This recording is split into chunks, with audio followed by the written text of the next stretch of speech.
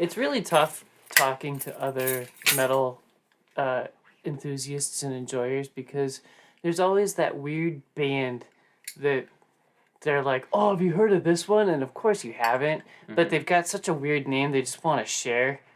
Like, the weirdest one I've been hit with is, do you listen to I Set My Friends on Fire? What? That's great. I like that. Zow. I like Zow. Zow's great. Have Some you old school ever stuff. heard Yep. of the Yellow Arrow? Oh my gosh. I'm going to have to put that somewhere in the outtakes. I think this is going to be good. I have to be sexy. honest, I was thinking about it on the way over, and COVID was a great missed opportunity for bands. Now, let me explain. I don't care your thoughts on COVID. You don't care about mine. I'm not going there. But with so many bands, obviously not touring because COVID happened, They could've made everybody's so many stuck at albums. home, we could have had so many supergroup CDs. Just Yeah. label companies should have bent over backwards and supported their bands and said, just all the guitarists guitar something, all the singers sing something, and like make songs where you've got 3 lead singers, one all doing a different verse, and it's just make super groups. It would have been the coolest thing. So basically, metal bands doing A rap what, album. I was just gonna say doing what like our rappers are doing, which is like I saw this song. It had like 10 different features. It was on probably it. Exactly. assembled by And DJ Khaled. No, and it was like maybe 2 minutes long. I'm like, how do you have 10 different guys on the same Well, song? they're and it's all only rapping. one something. So they in Well, it? spit- verses can usually be spit as low as like 8 bars. 10 so. Yeah, it's 10,000 so words in stupid. 20 seconds, and then move on to I the think next that's guy. so dumb. I don't disagree with that. I think feel like if you're gonna this do actually looks 10 really good. guys, it should be at least like 5-minute song to Probably. give them all something. It'd be like a Give them Wu-Tang song. It's Some, like Yeah. 6-7 some minutes. breathing space. yeah. Breathing room. Why be patron and not talk to the show's host? This is what happens. Respond to our shitpost. Anyway, Probably- this is a podcast not about music and about I had comics. considered doing something about that. And we're not going to do anything about that. So welcome back to the Dime Comic Bros podcast. I'm one of your hosts, Colin Whippersnapper, with Jacob Boomstar and Spencer the Cuckold. Wow. Wait, and Spencer the Local Gnome. I'll take that. That's only because he bends over and shows his ass all the time. I do. And I closes usually his eyes with his hat. I usually do. I do show my ass a lot. You do. Just, What? I'm doing squats in the middle of the room, Spencer! with no pants on. Handsome. So what were That's you right. saying about the intro?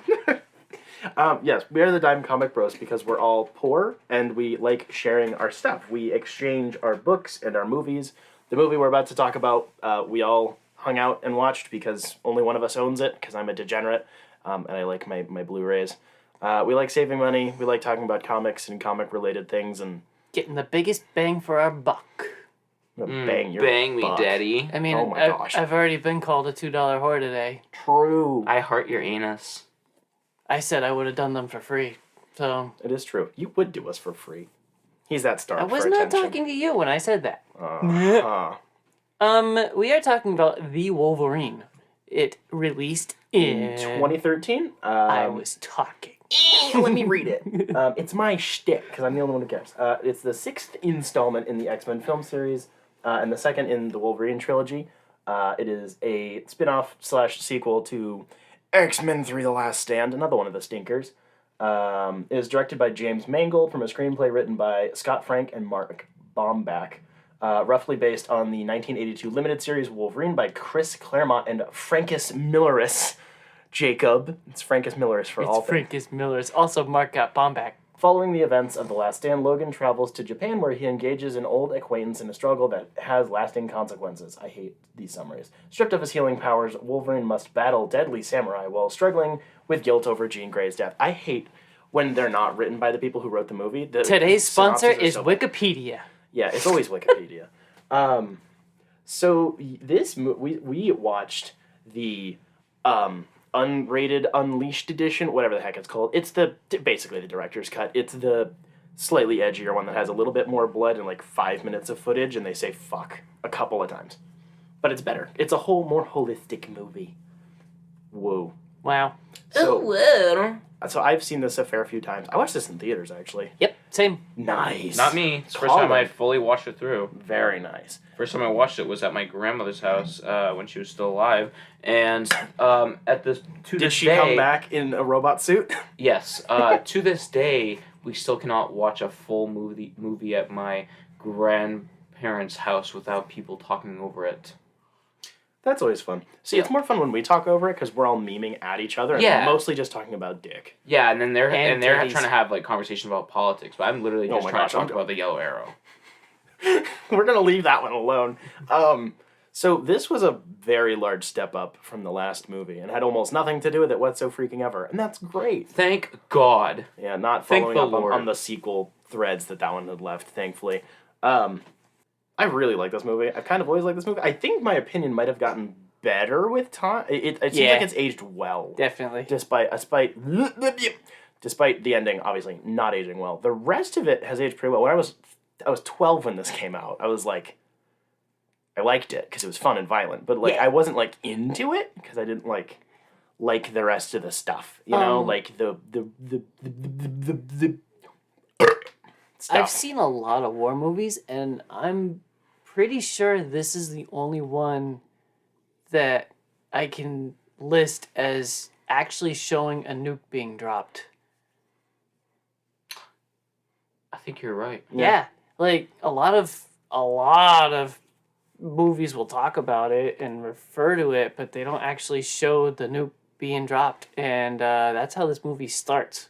This movie's got balls. It does start off on quite a high note of it's pretty. Because atomic bombs are high notes, ladies and gentlemen. You heard it here. Yeah. I do really like the intro. It feels in a sense reminiscent of the first movie, kind of, and where it seems like most Wolverine comics kind of pick up is him in the middle of a war or being captured or whatever, and just like vibing, watching people.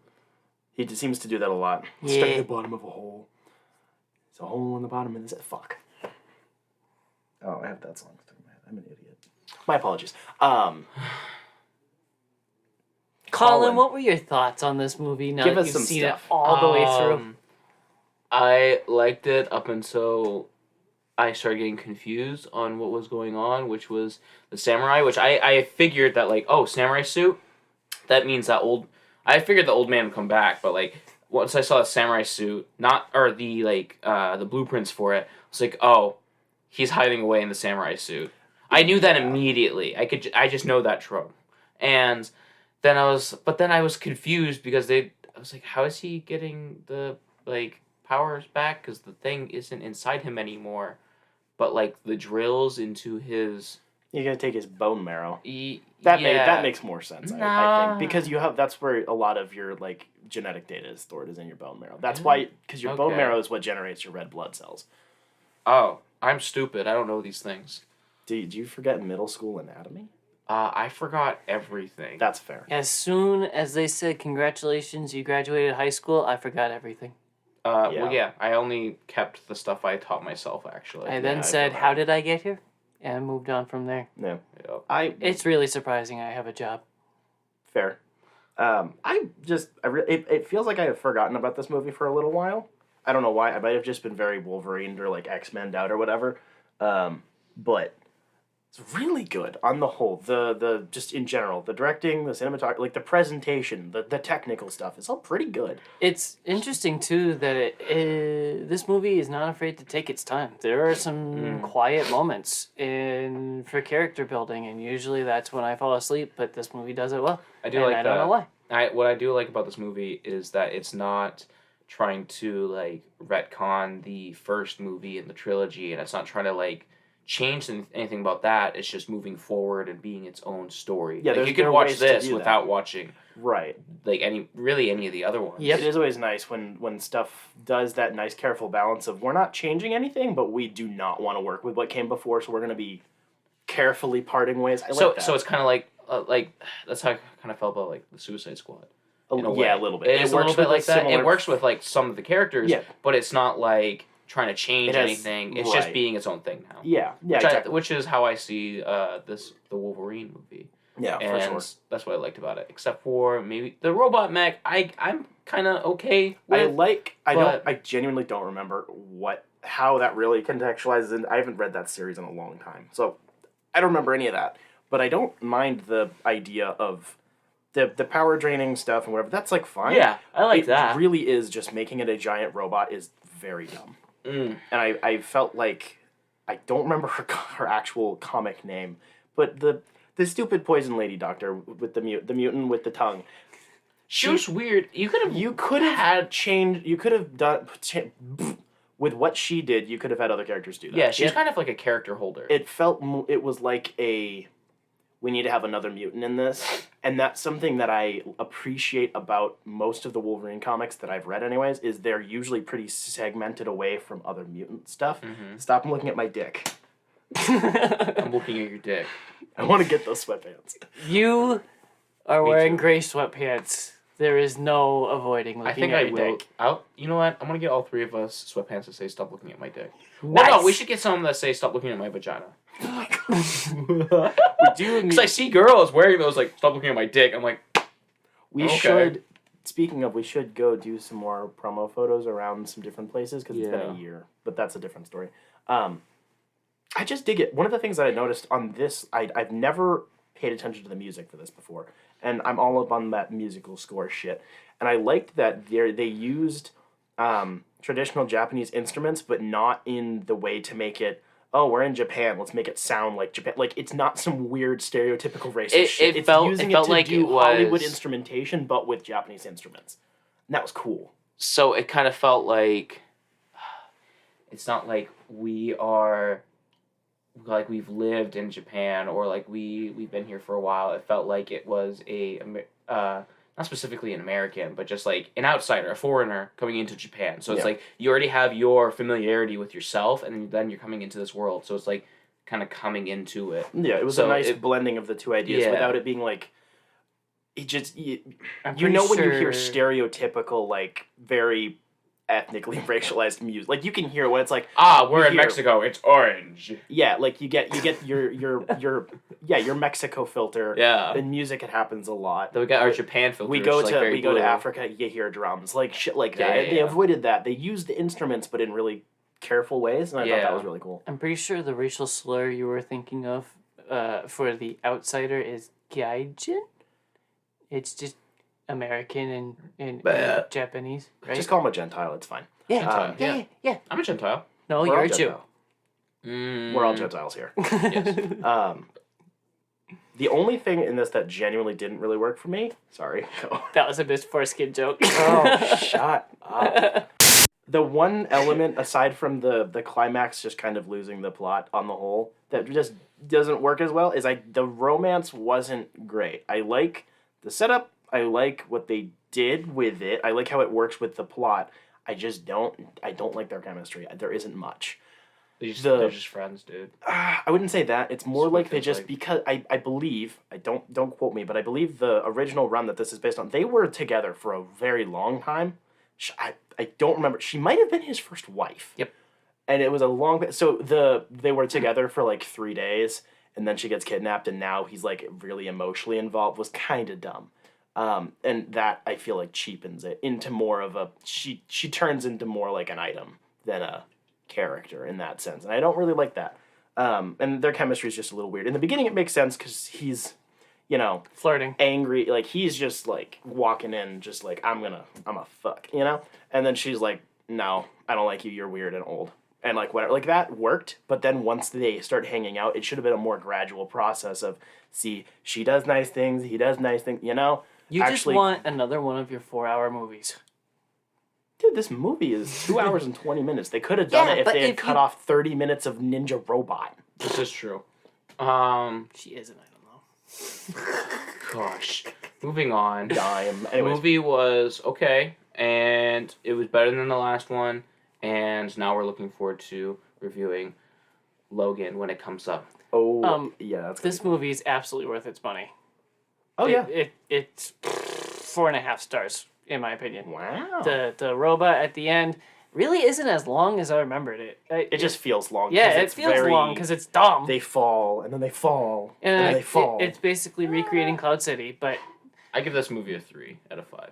But Whoa. if we're going by my ratings, Got a 7. There we go. a 7. what is it?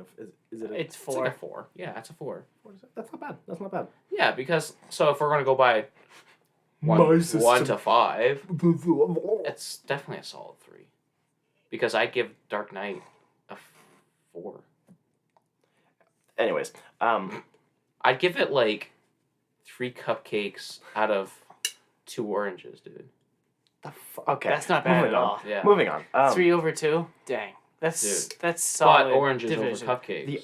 I don't really like the.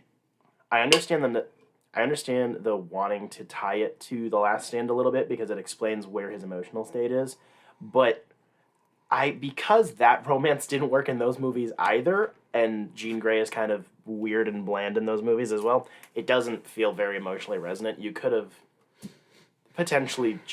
done a similar arc just without the weird flashbacks. Although the flashbacks were like hot and whatever. You could have changed that. You're one. hot. I Why are must you guys- admit, why are you guys I bouncing? was not huge on the flashbacks when I first saw it. It was No. just fine. Because I don't like The Last Stand. It's not as bad as it is when it first came out and everyone hated it. And I remember that because it was bad by comparison to the other two. But it's like, it's fine, I guess. It's just that romance doesn't work. That trilogy really doesn't sell the messed up relationship between Jean Grey and Cyclops and all of that. Not at all.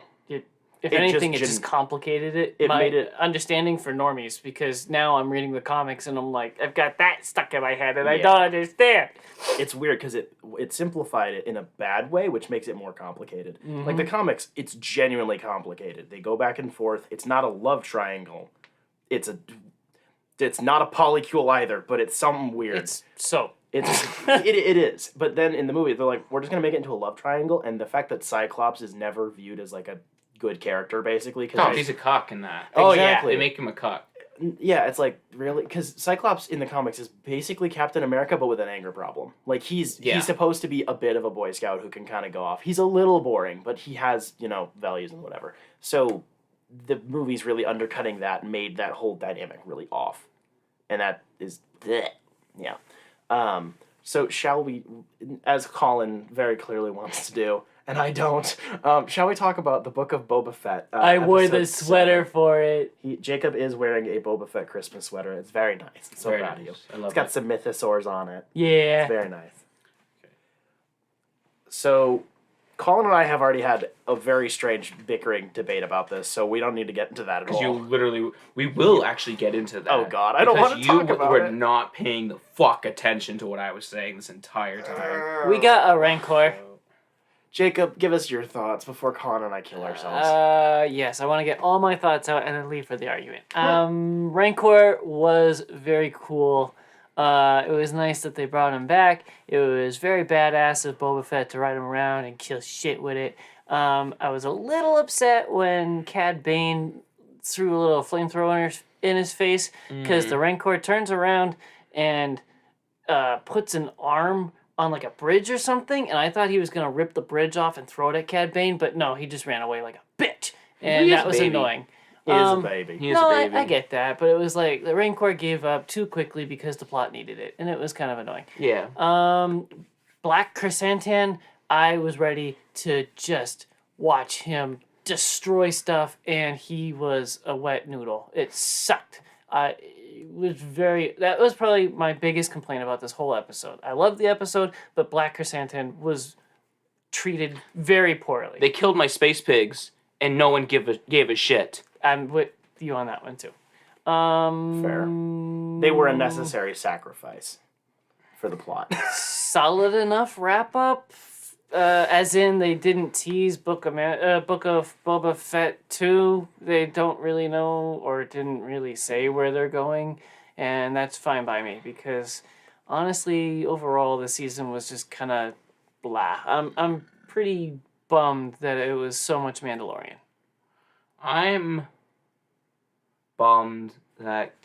So I understand that this is a full circle for Cad Bane and Boba Fett and Cad Bane dying. I'm actually upset that he was killed off in this season, Dude, and yes. not in the second season. For the fact of, so I understand that this is the end because I experienced Cad Bane in Clone Wars, but I'm sad for the casuals because they get 2 episodes. Yeah. Because you know for a fact that there's tons of casuals that will not watch the Clone Wars. They will not. So they only get these two, and that is their fault.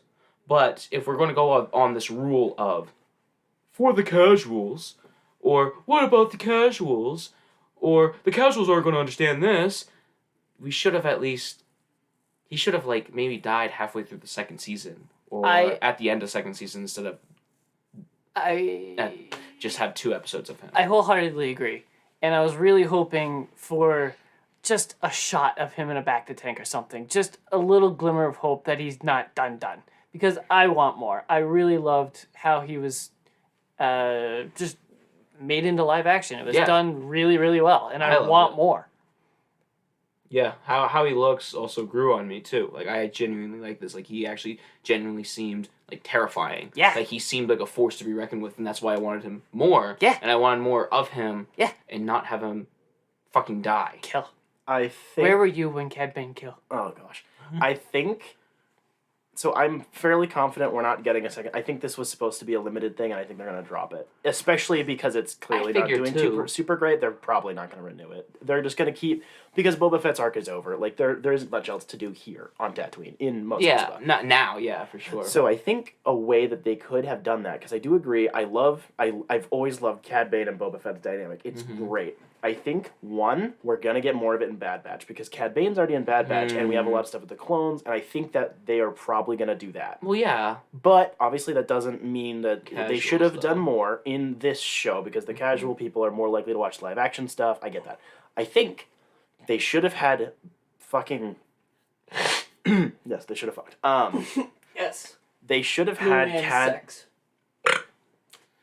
Ooh, those teeth. They should have had Cad Bane be the one to kill the Tuskens.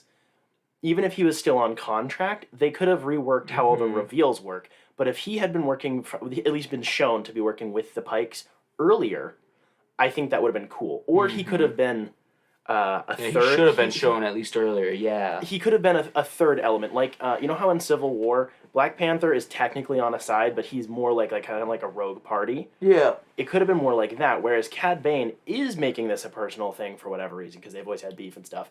So he could have kind of worked with the Pikes, but he made it personal by killing the Tuskens. They could have done that. They could have made it the reveal later, not shown him as much, but made it more emotionally impactful that he was here. The fight in and of itself, I thought was really nice. I really, really dig the back and forth. Even though Boba Fett's only like 40, calling him an old man is kind of because Cad Bane's like 80, but their species ages differently, whatever. Yeah. I did dig the, like, you're a killer, blah, blah, blah. And Boba Fett, I guess the end of his it's arc weird that he is, keeps calling him that, because he's also the same thing. But Cad Bane doesn't care. Cad Bane is a slimy bastard. Yeah. He's antagonizing Fett because Fett has a code, kind of. Not really, but a little. He cares. He's shown from the beginning, even as a kid, like, he still cares. So I think I liked that the end of it's symbolic. Killing him with the weapon from the Tuskens, was badass. And two, I dig that he's like, he accepted. He's like, I am a killer, but also these are my people. I liked how it synthesized the 2 points instead of having him go, I reject the killing of you and I will no longer kill. Like, okay, we don't need that much of a redemption arc. So I think that would have been a cool way to do it. On the note of the costume of Cad Bane, real quick, I like how the teeth work. It almost feels like he's like spitting his words out. Yeah, I like because that. he can't open his mouth too far because of how the teeth are. Yeah, he's like, oh. He's like, fuck. Yeah, exactly. Kill. I think it's the best stuff in this episode and of the season. Colin, please continue on. Okay, and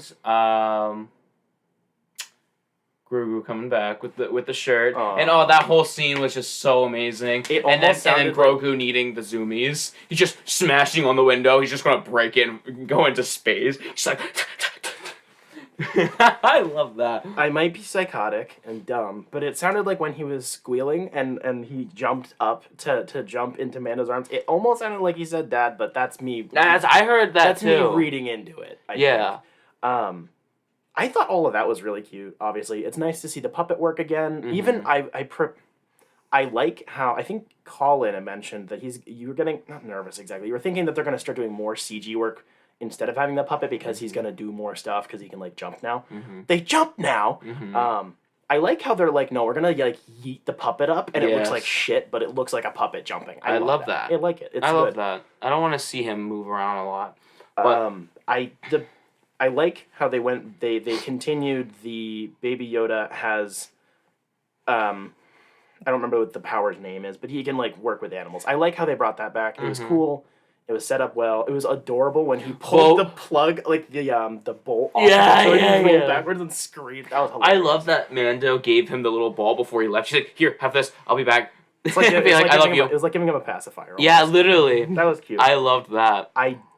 On the other hand of that, I despise how this entire arc could have been done without Mando even being present Mm-hmm. or Baby Yoda happening. Yep. My problem is that the setup, they end season 2 on a note, and then season 3 is going to be starting off on an entirely different one. This arc, quote unquote, that Mando went on in these like 3 episodes, which is pathetic.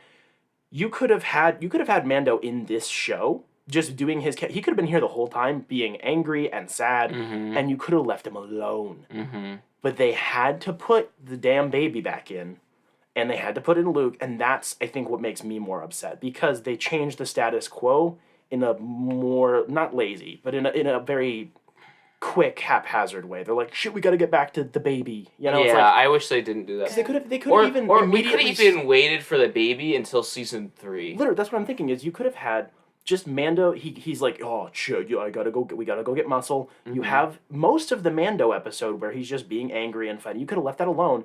He comes in, and then they just fight. They do all the badass Mandalorian stuff that they do with their jetpacks. All that was great.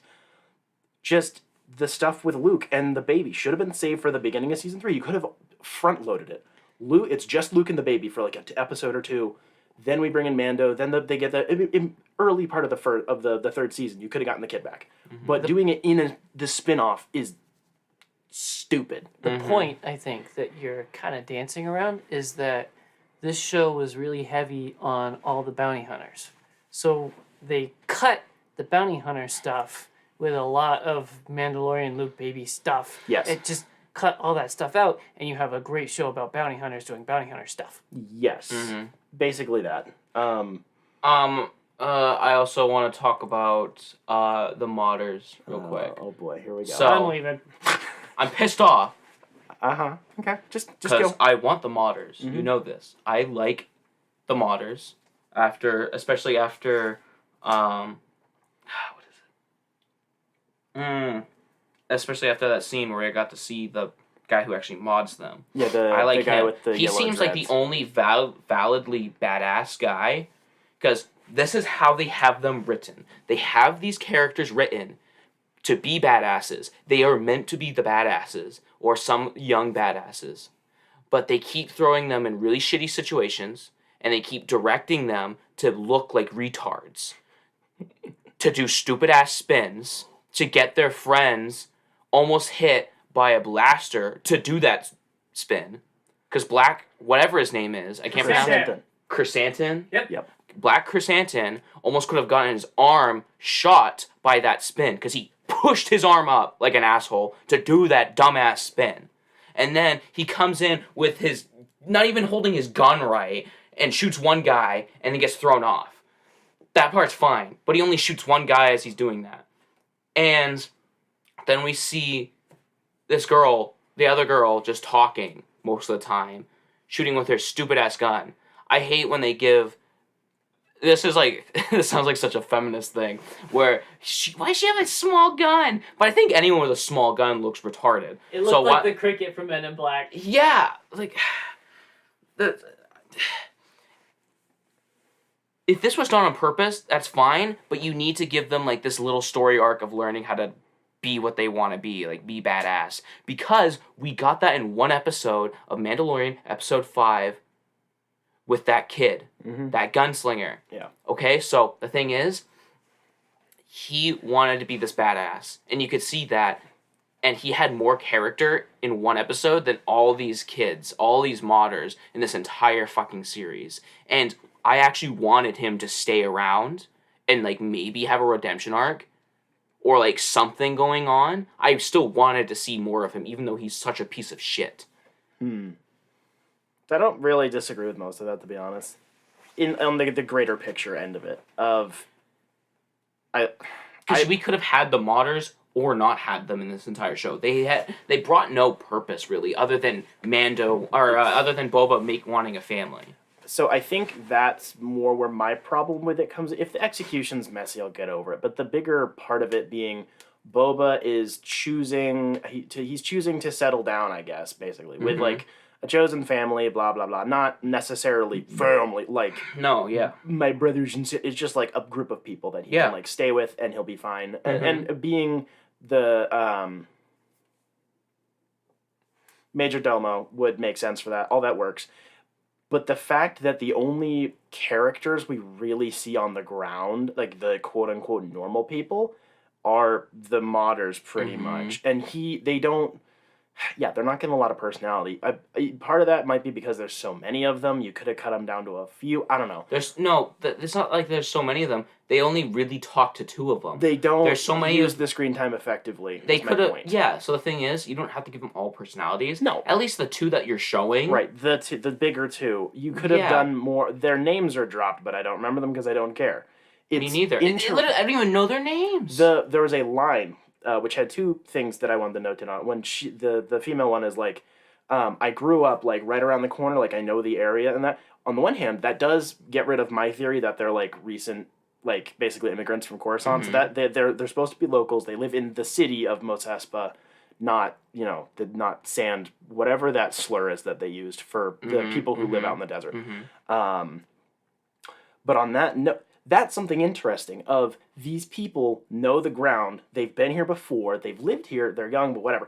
There's some meat on that line. Yeah. But it's like the only thing. And that's so disappointing because the point is that Boba Fett he values people. He values life. He kind of always has. So he's choosing not to do bounty work, but still to kill. But these people, there's no reason why he should get really attached to these people. There's no They don't give anything. It's just, that is just really weird because it's tied into his arc pretty directly. I appreciated I think I mentioned it when originally he's like, oh, I should get a crew, and he's like, hey, you do it. He basically was like, I don't know, the whole thing with the water stuff. I really liked that, but that was like it. There was no further follow up to that. And then they do their one. They're like, no, we're gonna stay here. That's it. 2 lines that give them these are the people. Like, come on. I felt more when the people of Freetown came over. That was cool. So I agree with that. And then funny meme, him saying my city kept sounding like Arrow, and it was so funny, and I don't care because I love it. You have failed this city. It was funny, and then on the other hand, it's funny unironically because it's like, what about this city really appeals to you? You didn't really show that. I like the idea of the arc, but you didn't put any meat and potatoes in here. I mean, he's probably just talking about Booba that they blew up. Oh my gosh. True story. I didn't even think of that. Dude, he's probably so pissed off that they blew up Booba. Yeah. Dude, I'm pissed off. Yeah. Dude, Booba was nice. Okay. It only reminded me I of have Canon, a little bit more. when So you said that. I know I think even if in this show the directing of Tamora Morrison was not that great, he's a pretty cool dude. I have no gripes with him really. No. At all. But This should have been Daniel Logan. yes, Not it should have. just because timeline makes more sense, not really because of that, but more so because of the arc he's going through and the way that the characters are written. Fennec Shand is older than him by like 15 years, and in this series, she takes on definitely not a maternal role, but a somewhat more knowledgeable person. Mommy, Cougar. yes, a little bit. I mean, she is, but like They're fucking. she speaks, they will In a inevitably. back tank. Definitely are. In a back to tank. I know. Oh, you could do it. Oh my gosh. Okay. Back She- to tank sex. She UTI. prevents UTIs. She speaks for him. She seems to have a lot more knowledge about these things. It takes away some of his dialogue. And like it feels like she is better at this, frankly. She's not legendary or whatever, but she's more experienced. That would have worked with a actor who's in his late 30s playing in someone in his early 40s. Because it feels weird seeing her be like that around this dude. Like, he seems like he's been around longer. Yeah, because they're probably shipping these people, and that's totally fine. I have no qualms with that. I've shipped them since season 2. Yeah, like, that's fine. Mando. That's fine. Yeah. But the dynamic's a little weird because Tamora Morrison is a good chunk older than Ming-Na Wen. And it's weird. And obviously you would have had to have made this decision back in Mando season 2, so it's not something I'm going to cry about. I think it's kind of a bigger root of the problems. Because the way that they write the characters is like, he's learning to like not be so hot-headed and to calm down and stop killing people. And it's like, but he's like in his early 60s. Yep. So he probably should. And then it would also change the problem that Colin had with a lot of the episodes with the Tusken stuff of you can frankly get better action because you have a younger actor. It would look a little bit less like we see Mando and Boba fighting with each other, and I love that stuff. That was awesome. But they clearly have to fight differently, and they have to frame it differently, because Pedro Pascal's not a young guy by any means. Neither are his stunt doubles, I don't think, from what I saw. The people who do most of the actual work. But he's young enough. The character is, I think, in like his late 30s, early 40s, like whatever. It just, you can, when he runs, you're like, that looks right. But then you see Boba run, you're like, it's kind of old. Mm-hmm. I don't know. It's just that really. Yep. I think it's a bigger problem. I think you sold that. Yeah. And then the editing overall the entire thing, if we did the Mando arc being shoved out, this could have been like 4 episodes. You could have made a movie out of this. Yes. And it would have been tight. Yes. So a note on shipping. I saw this really stupid post. Oh boy. And it was about how they shipped Shand with that girl modder. What? Just because of that dialogue, they're like, I love it when Star Wars brings gay stuff, or I love it when Star Wars does gay stuff, and it was literally that line where about manners. Yes, I'm like manners. I like that. Line. Yeah, that's what I said. I posted. I've never like comment on anything Star Wars because I'm like, this sucks. I've only done it twice so far. It was about stupid like people thinking that Darth Maul's coming back, and I'm like, you guys are literally so fucking dumb. And you're like, Star Wars, people never die. Darth Vader's dead. Yoda's dead. On that note, I really do hope that Cad Bane stays dead. Please let him die. He's fake dead. He's fake dead like 4 times. At this point, yes. And so, I was saying that's literally just like a mom or a grandma being like that to their like deviant child. That's literally all that is. How do you know what a grandma to a deviant child is like? Because I am a deviant child. I knew it! The post-credit scene was dumb. Yep. There's a post-credit scene? Cobb Vanth is in the back of the tank. Oh, right, yeah. That's it. Because, one, the scene itself is fine, whatever. He's gonna be a modder. He's getting mods. The modder shows up. And I was I know. This is cool. You know, it's alluded to in the episode that he's not actually dead, which is fine.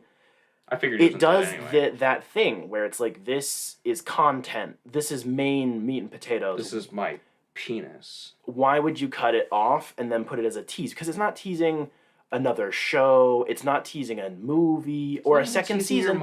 It's just teasing, oh hey, he's not dead, he'll be back in The Mandalorian as, again, in Freetown. Maybe the modders will go live in Freetown, that'd be cool, whatever. I don't know, because we already speculated, was it last week or 2 weeks ago? He's not dead. We already said, we're like, no, he didn't get shot in the heart, he'll be fine. We already said he wasn't dead. So the fact that they're pretending like he's dead and then bringing it back, that is dumb. And very weird. It's hype culture-y, internet, bleh, speculative crap. That's dumb. You didn't need to have that. Yeah. And then the overall ending is the last couple of minutes are nice. The Wookiee gets the melon. The modders are like, what the fuck, man? They walk down the street. They get the food. Everyone's happy. It's all nice. And then we go up to space. And then we have the wonderful scene in the new ship. And the baby is being cute. Mm-hmm. And that's my problem with this show, is it ends not with Boba Fett, but it ends with the fucking baby. It doesn't even establish what Boba Fett is going to do from now on. It was just a fight, and then that's it. Like, is he the daimyo now, or what? Yeah, what's the politics going on now? Is he like mayor now? Like, what's all that? Because they killed the mayor, which was cool. That was a nice scene. But like, it's a nice scene. There's no means, no complaints. I like the stuff in the ship. It's adorable. The interplay. I love the baby. I have no. Yeah. We get it. I want to kill myself. Yep. Moving on. It was a good ending though, for the most part. The episode, it was a it was better than some of the other ones. I think. Whatever. Five's the best. Anyway, moving on. Yes. We're done. Jacob, I what knew you would. shenanigans have you been up to? I read Injustice Year 2. Oh, whoa. Ooh, paper. Written by Tom Taylor? Tom right? Taylor. Yeah, Tom Taylor. Yeah. King Tom. King Tom. I wrote a whole bunch of notes, and I'm pretty much gonna ball it up and throw it away because I took notes on like every single issue, and there's just so much to talk about in this season. I say season. It was just a year of Injustice. I would put you guys to sleep. It's really good stuff though. This year of Injustice, the Green Lantern Corps comes to Earth and tells Superman what he's doing is wrong and they're gonna stop him. And that leads to a civil war inside of the Green Lanterns, and the Yellow Lanterns help out Superman for the most part, and it turns into the Green Lanterns versus Yellow Lanterns for the most part, whether they're on Superman's side or not. So really good stuff because it involved the Green Lantern mythos, and they're the space cops, and they're there to police the universe and everything. See, I wasn't gonna go there, but I feel like you kind of have to go there because I think that's really interesting. Oh, space cops? What happened? No, not space cops. I What thought you were happens going- when a dictator pops up? What are cops doing, basically? Oh, and Protecting property. Superman makes his own stormtroopers. Like, this Ooh. season is really on the nose about all of these topics that you would love. Mwah. I think this finally helped me put a finger on what I don't understand about Green Lantern mythos, though. So it shows the Green Lantern Smurfs, the Guardians, talking to Superman, and they're always disagreeing with each other about whether they should interfere or not. Like, they're Marvel's freaking Watchers, but they're not. They are the heads of the Intergalactic Police Corps. So they never explain why they should interfere or why they shouldn't. They're just always bickering and calling each other mean names and saying, no, we shouldn't get involved. No, you're a Smurf. Yeah, exactly. They don't explain their laws or their magical book or whatever their creed is. They have a sacred text.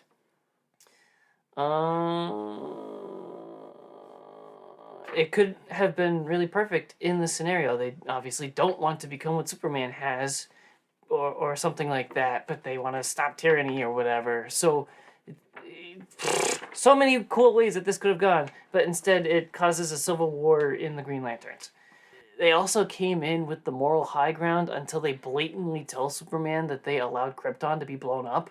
They were like, yeah, we could have been involved and stopped it, but... They did that in main continuity, too! Like, why? The Guardians are absolute massive pieces of shit. They're great. There's no reasoning for why they should allow Krypton to blow up. They just said, yeah, we did that. They had drama. Does Batman still have his weird outfit? Batman was put on the bench. He was benched all year because he was broken. So Nice. Dr. Fate took him out of time and the universe in 42 to heal up or something. So that was a little weird, but he comes back in the last couple of pages. There are some crazy spoilers in this year that I really want to talk about, but I don't want to spoil it for you guys. So if you're interested, I'm not going to read it. okay. So, to clarify, I don't care about spoilers, but to clarify from my own knowledge, I only read some of the Year 1 comics. I've heard everything's really good. So there's the most recent comics were Year 0, so it's before the first game. Then there's the first game, and then it's the 5 years, and then it's the second game, right? I don't know. Okay. I'll have to look on the wiki about that, because I'm curious. I don't know. So, spoil it, and I don't care. They get Mogo involved. Mogo comes to Earth to, like, fight the Yellow Lanterns and Superman. Jim Gordon, kill. Kyle Rayner in the first issue is ripped limb from limb by Sinestro. Ooh. In the last couple, Sinestro kills Jon Stewart. Hal Jordan kills Guy Gardner because he thinks Because Guy's a dick? Guy killed Jon Stewart. Superman kills Mogo and Ganthet, the head Smurf. Like, So much death. Superman gets shot with a kryptonite bullet and then becomes a yellow lantern. Nice. A part of the Sinestro Corps so that he could live. Like, so many big ideas. It was fantastic to look at. The artwork is amazing. I think it's an improvement from last season. There's a lot less. The first year wasn't bad at all. It looked good. It was a little choppy sometimes because there were different artists in there. And because of that, you just have some spots where it's like, oh, yeesh, that's a rough frame. But this season had maybe 2 or 3 times where it's like, ew, that could have used a little bit more spit polish. But that's really it. Really high marks on this year. Very nice. Yes. It is the second part of the Injustice Omni Volume 1. I think I got it for like $75. That's not bad. So, worth every penny so far. I mean, I've liked 2 out of 3 seasons. So, Very nice. very nice. Very, very nice. Wow. Colin? Did you just hold a sneeze? No, I yawned. That's Colin, nice. what have you been shoving up your asshole this week? Ooh, gotta stretch. He's gotta take it out of his asshole for us. Present it. Give me a question. What? You literally told us you watched Dark Knight. He's talked about that 1,000 times. We talked about that like 5 episodes. Yeah. I had a feeling he was going to do a subversion of expectations, but I got one. I wasn't sure. Ooh. I got one. Yeah. If you were a lantern, what color would you be? Nice. Oh, jeez. Mwah, classic question. You Classic. should take a BuzzFeed quiz. Thank you. I should write BuzzFeed quizzes. So for someone who doesn't know lantern lore, Are you gonna that cop out? I will just For some give reason, you the my list. brain wants to gravitate towards Pink. the blue lantern. I'll just give you Which a is list. hope. I can give the whole list. I know what they all are. Well, you just said you don't. No, but I don't know. Okay, You only- how it would just affect the me. meaning. So Just the meaning. green is will. Yellow is fear. Yep.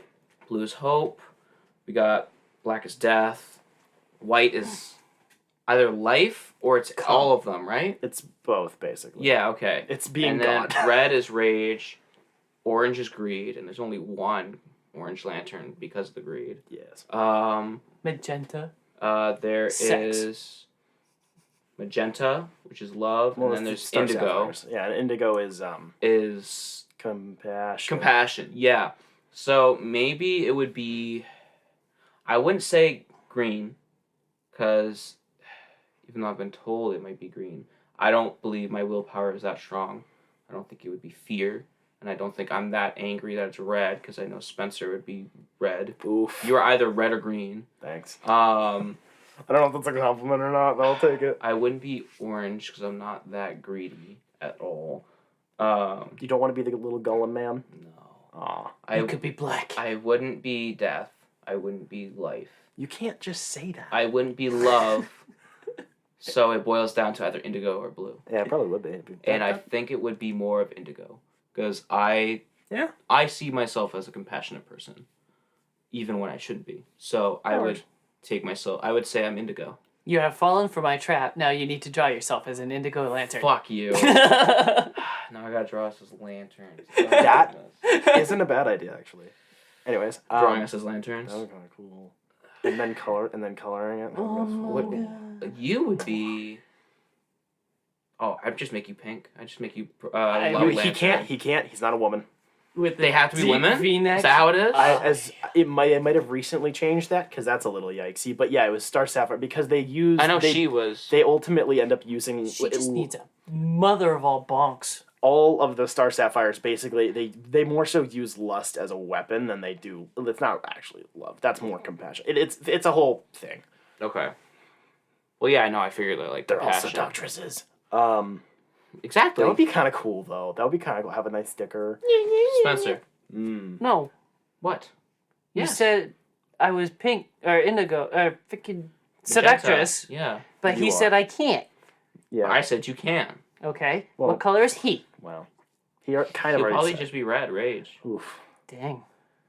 I'm not gonna make you a Green Lantern. It's one of those things. It's like it feels like it is a cop out, but it does feel kind of Okay, so right. I think you're a Red Lantern, and I'd actually draw you as a Green Lantern.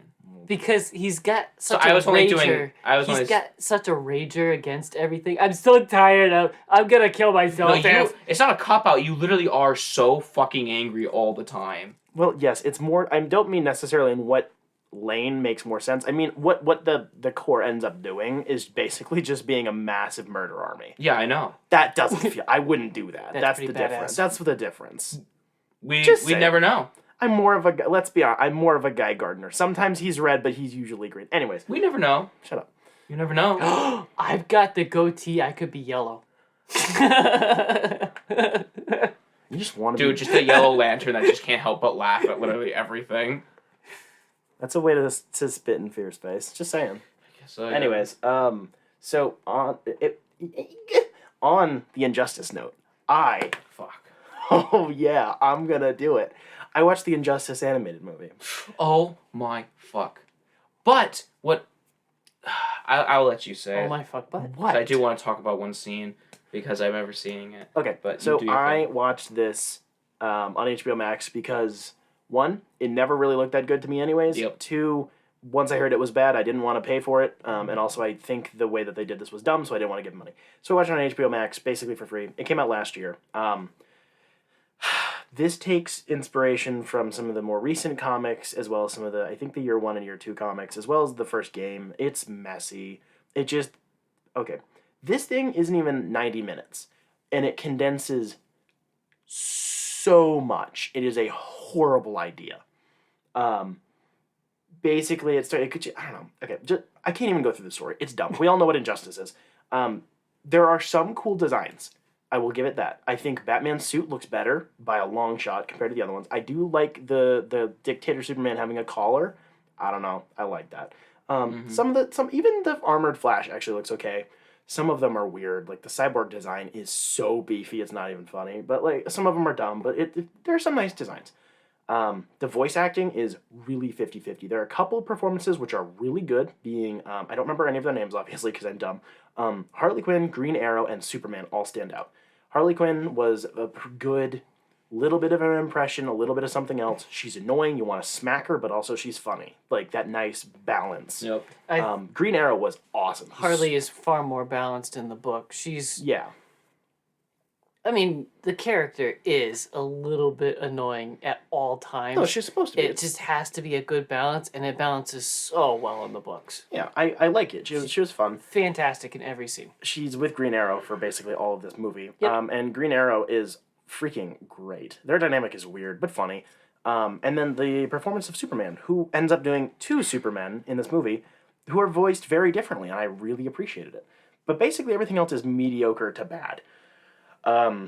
This is very clearly an extremely high-budget production, but it was also rushed out the door. So the coloring is really nice. There are some nice background pieces which look pretty cool, but the the action flow, the frames, just the frame count, and the way that the action is done looks like shit.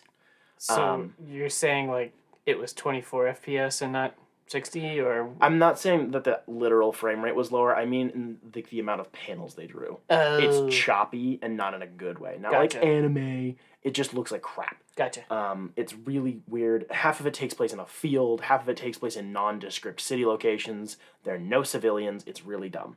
And the only really good moments are ones that are pulled from the comics or the games anyways. And then the multiverse aspect is just shot out right at the end as a Deus Ex Machina to end the movie, and then they just walk away.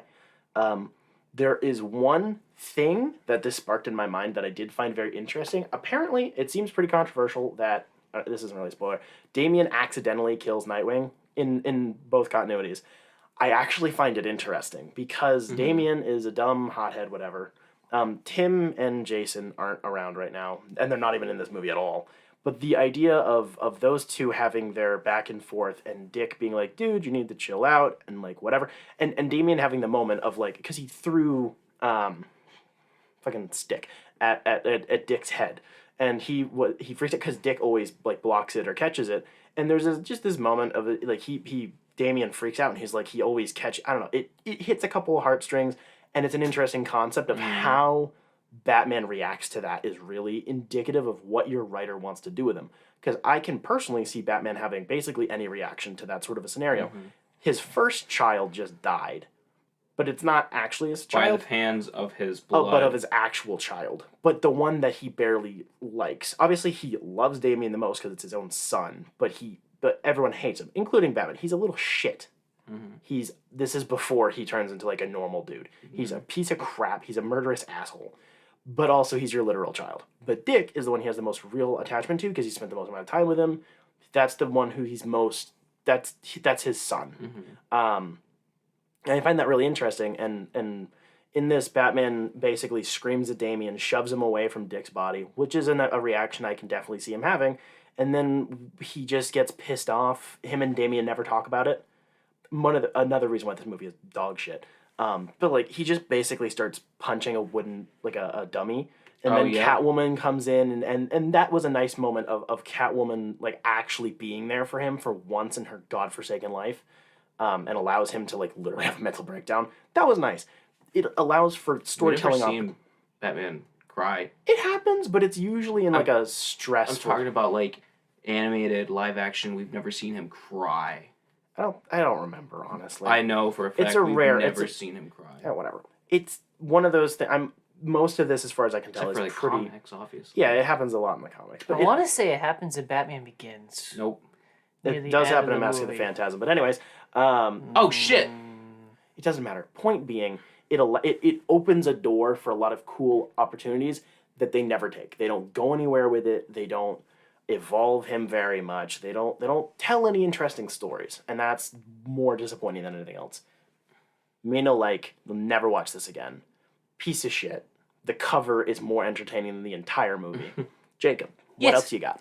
I read the new X-Men Omnibus. It collects number 114 through 154 and the 2001 annual, written by Grant Morrison and arted by a giant, long list of people, of artists.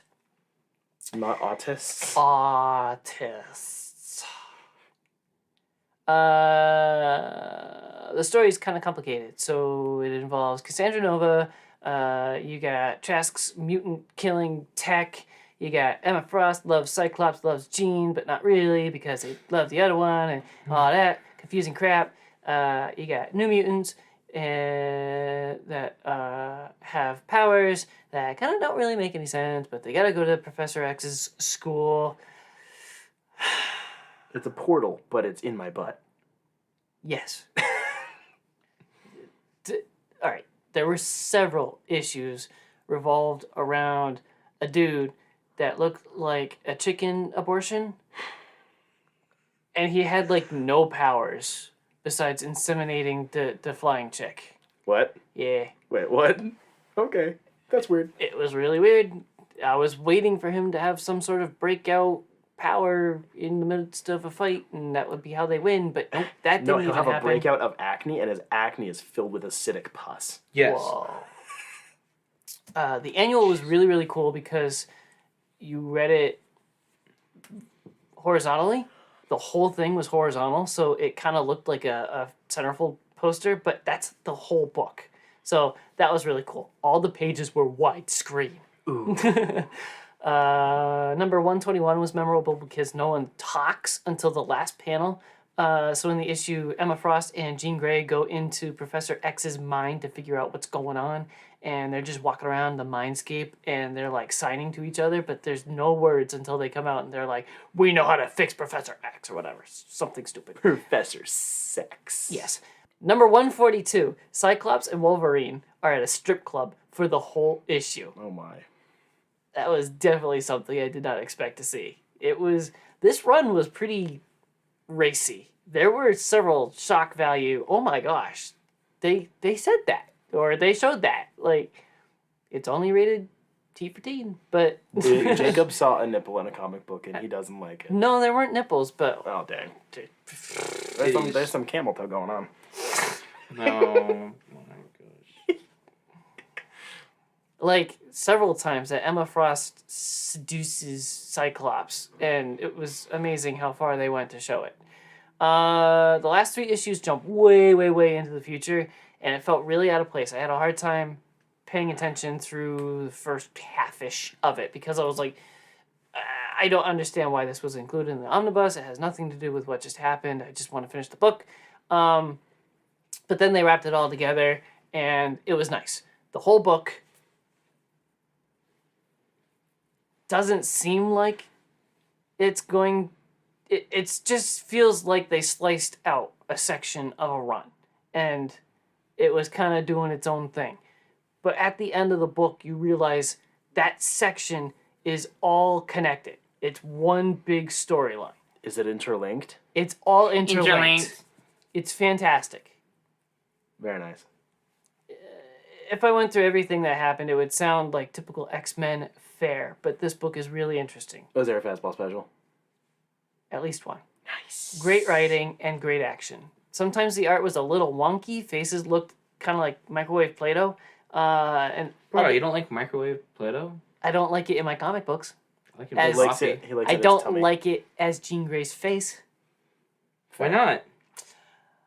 It's not hot. No comment. Other times it was stunning to look at. Same for the dialogue. There are lines that feel like hilarious lines from really shitty movies. That's honestly a large part of the charm to this run, because it's so 90s and it's Grant Morrison and he just didn't care. It was just, it's campy. It's campy X-Men stuff. Is Professor Sex in his wheelchair at this time? Yes, and then no, and then yes again. Professor Sex. Dude, imagine being that hunk of man and you're bald and you like you're rich and you run a school and you happen to be Oh, in a so just wheelchair. Johnny Sins. Exactly. He just happens to not be able to use his legs. He gets head all the time. Come on. Yeah, dude. Professor He has Professor Sex gets possessed by his sister, who flies off to the Shi'ar Empire to his wifey. That's fun. And there's definitely comments about what happened while they were up there. He That does gets have weird. a wife in space. Yeah, He and does- his sister. Professor Sex gets around. I think What his the sister fuck? possessing his body banged his wife. Probably. It's more. Professor Sex got cuckolded? No. It's more than alluded to. Anyway, there are also plot points in this book that make you feel awful inside because the X-Men are treated so poorly. And this is probably the first time that I have actually successfully seen that. They're always saying in every freaking book, oh, we're so mistreated and freaking... And it always comes across as whining. But they actually show awful things happening. And it's like, this is awful. I feel like crap because humans is bad. Mwah. Very nice. It's surprising and very nice that everything in this book is very close to a self-contained story. It was also enjoyable to just read the book instead of having to flip all around to get the story in order. You just read it from front to back. Not common in a Marvel omnibus. True. Cover price is $125. I paid $87.45. If you are an X-Men fan or even remotely close, I would say $100 is understandable. If you want to try an X-Men story, I'd say $80 would be perfect. As it is, I'm very satisfied with my purchase. Are you pointing at Spencer's camel toe? No, I That's saw that Moose- he was farting and I That's asked him if Moose he was Knuckle, pooping. actually. These are actually comfortable. Yes, that's why I like them. Just not on my right ear. I don't know what it is. It's just because the I weight feel that. difference. Yeah. They were $60. It's a really good headset for that. For being from a very expensive company, they're cheap ones. Very good. Next question for Colon Man. Yes, please. What if you were a mutant? Ooh. What would your powers be? Okay. He's thought about this. Okay, these are really cool because I don't know if I'd have like a new power or if I'd like steal someone else's power. Venom come. I'm going to shit in your mouth. Ready? Ready for it? Oh, dude. Come on. I shouldn't and I came.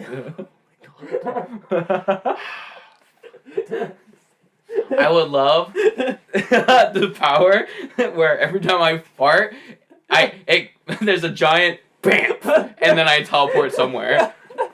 It's just farts, BAM, teleported. Colin's character is getting introduced in a movie. He's getting a blowjob and his girlfriend fucking dies. What? Let him come. Oh, you're still on that? I'm on BAMP fart. Teleportation. BAMP fart teleportation is my power. Because basically I'm just Nightcrawler, except his power is teleportation. Mine's teleportation by fart. He just farts after he teleports. More. So I'm just Nightcrawler. He just wants No, Nightcrawler you in fart, his ass. then you teleport, so you leave it. Yeah. And no one knows who did it. No. I fart, teleport. He teleports and farts as he's leaving. Yes. So that's how there's that. Okay. Mine instead of black, mine's like green. Oh, God. It's like a nice green. Nice green gray. cloud. Yeah, Yeah. like a nice green gray. But there has to even it's not just in a comic BAMF. Like you all can see the words BAMF for some fucking reason. That's awesome. Mm-hmm. Do you have the tail? No. No. I have a long dick. Oh, okay. Okay. All This right. is going too far. All right. We're good. Okay. I want you to die. So I read Peacemaker Disturbing the Peace, which is the one shot from Black Label that came out last year. It's written by Garth Ennis and penciled by Gary Brown. I'm pretty sure it's Carthenus. Garth Pennis. Is that the new Sith that dropped? It was $6. That's not bad. And it was very nice. It was well worth it. So the art is good for the most part. Faces on the whole are a little rough. Some of them are definitely supposed to be. Frankly, Peacemaker looks like Buzz Lightyear. In the best way. Like his head, he looks like Buzz Lightyear but with black hair. It's really funny. And I'm totally okay with that. The character originally came from another company that got absorbed into DC a while back. And then the inspiration for Comedian in Watchmen was originally he was going to be Peacemaker because Alan Moore wanted to do the story with those new characters and blah, blah, blah. This character, the way that he's written in this story, is basically the Punisher and the Comedian. He has the Comedian's sense of not nihilism entirely, but like he's chaotic. And then he has more of the moral code of the Punisher. He will just kill people for doing wrong things with no regrets or whatever. So is that chaotic neutral or chaotic evil? I think that's chaotic good. No, that's chaotic neutral. It's not good. But the way basically that they made this is so different from Peacemaker, the show, and the character in the DCEU, and that's totally fine. Basically the last page, it's a shock sort of, but whatever. I know the whole story it's a verbal story, and it's being told while they're in a cemetery. And then the person who he's talking to is like, "Oh, why are we here?" And then it ends up he never answers the question. Then when it wraps up on the last page, and he's like, "Look, it's so peaceful," because he's trying to explain why he does what he does, and he ends up explaining with what happens to his family and his military background and whatever. And he's like, "Look at them; they're so peaceful." And like he points out at like all the tombstones because he likes the vibes in the graveyard. Literally, he says it. He's like, the vibes are nice. He likes just sitting there because it's peaceful because these people's problems have been solved. They're not at war with each other. They're not at war with themselves. They're not hurting anyone anymore. They have found peace in that way. So he has his own weird.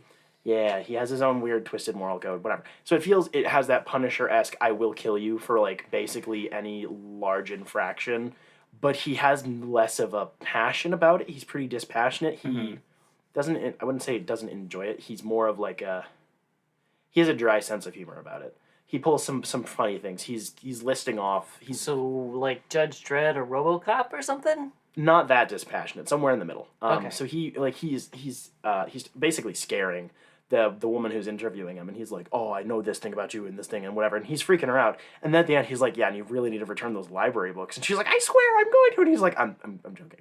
That was a really good joke for one. It was funny, but also it was a really good example of the way that his humor works, and I appreciated that. this makes me interested in the character in the comics. This is very different than the interpretation on screen. I don't care. That's fine. It's a character that most people don't care about, so I very much so understand adaptational differences. And this is an adaptation from the main continuity, anyways. I don't know. It was nice, especially for $6. It was well worth the price. And you never see him in the Peacemaker outfit the whole time, which is cool because it's all about his backstory before he started putting on a weird helmet and shooting people. I dig it. Cool. Worth $6 to anybody or Definitely. Everybody? Everybody. Wow. If You know that what is is? all, You know what is worth $6? No. I got a story to tell. Oh. Uh-oh. Fuck. And I'm leaving plenty of space because I'm going to have some B-roll in the background. Because Spencer and I went out last week, and we went to a concert, right? And we're just standing there waiting to see a mosh pit form and maybe some violence and some drunkards hit the floor, whatever. I would like to see the bodies hit the floor. Yes. And this dude walks over, and he's like, "Hey guys." And we're like, "Hi." And he's like, "I'm Jeff." And I'm like, "Oh, okay." And he's like, "I pay you guys." I was like, "Hi, how you doing?" Oh my gosh! You didn't recognize him? I have never met this gentleman before. Wait, do you guys not know what he looks like? Well, I do. I mean, I follow him on social media and stuff. Okay. But I do. Everyone's masking. We're in the middle of it. It's Dude. a hazy atmosphere. I met him like once in my life. Once he said who it was, we're like, oh! It snapped for me. Yeah, it finally Jacob fell in snapped. line Oh, okay. because it's the one writing his paycheck. Okay. Maybe I just have. I'm actually really good with faces. I can never remember names, but I'm very good with faces, even with the masks. The funny thing is, I was seeing the same band at the same venue as my last concert, and I posted it on social media, and he was at that one too, and we missed each other. So it was really funny to meet each other at the same freaking event just a Wow. couple months later. That is something else. So it was really cool to meet one of our patrons, Jeff Lawrence. Very wicked, cool. Local yokel. Yes. Yeah, what do you want, dude? Also- I pay you. He's literally. So funny. I felt so bad. But there were As I was just shoving pizza in my mouth. there were plenty of other crazies that I was a little bit on edge. Like, I was scared of being sacrificed as the Virgin at the metal show. So thank you to Jeff Lawrence for introducing yourself. It was nice meeting you, but also paying our paychecks. And also Wesley Eaton and Dave. Dave. Dave's package is in the mail. Dave! I think Dave got their stuff already. I don't know. I put it in like a week ago. Yeah, Dave said Get them I got that so sketch. many business cards. What is like that? What am I supposed to 5. do with it? I mean, they don't socialize much. That's That's true. why they like listening to us. Stop shitting on our patrons. I'm gonna shit on this page all I want. Fuck you, Dave. Thank you for paying us. That is the point of this story. If you are not a patron and would like to pay us, we like getting paid. Head over to patreon.com/dimecomicbros. We have 3 different tiers. They are all wicked cool. You get artwork and stickers and stuff. Colin! Go on social media. We are on Instagram, Twitter, and YouTube. Yes. And can all- social us up. Send us an email at dimecomicbros@gmail.com. I would also advise following us on all 3 social medias because we're starting to kick up the posting, and we're posting different weird shit on different sites, and it's not all the same. So if you want to not miss any weird shit that's happening, subscribe to it all, baby. Suck my cock! Fuck. I had something else. Also, we have happy hour every week. Well, most weeks. That's a patron special. Yeah, most weeks. Last week we said, And I not don't this feel week. like it. Not this week either, but Okay. most weeks we hang out for a bit afterwards, crack open a cold one or a warm one if you're a bit of a Brit bonger, and talk about the most random stuff. Yep. So if you subscribe on any Patreon tier, you can listen to more content. Listen, podcasting is hard work, and after recording an episode, we just need to decompress. Well, it's and mostly just after dealing with Colin, to be fair. empty our brains. Yeah, when I and do this. Share a drink. He's fingering his belly hole. It would also be greatly appreciated if you went and checked out our other podcast, Dime Gaming Bros, also on YouTube and all audio platforms, as well as on the same social medias.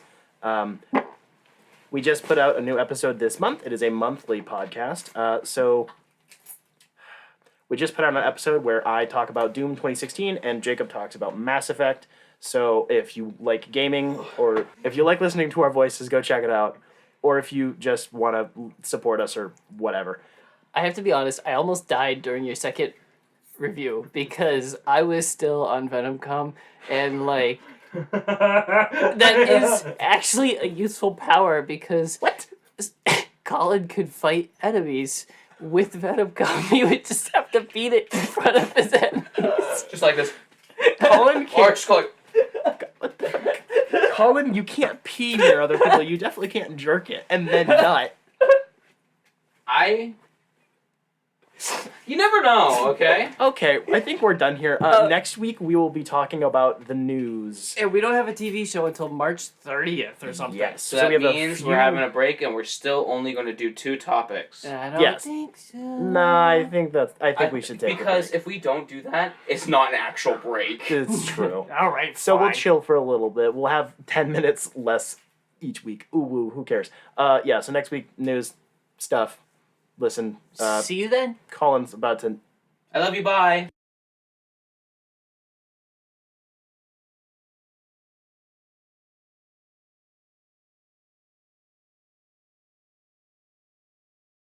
Colin, can you do one of those, Like it? Cool. Chill. Return to monkey. Monkey.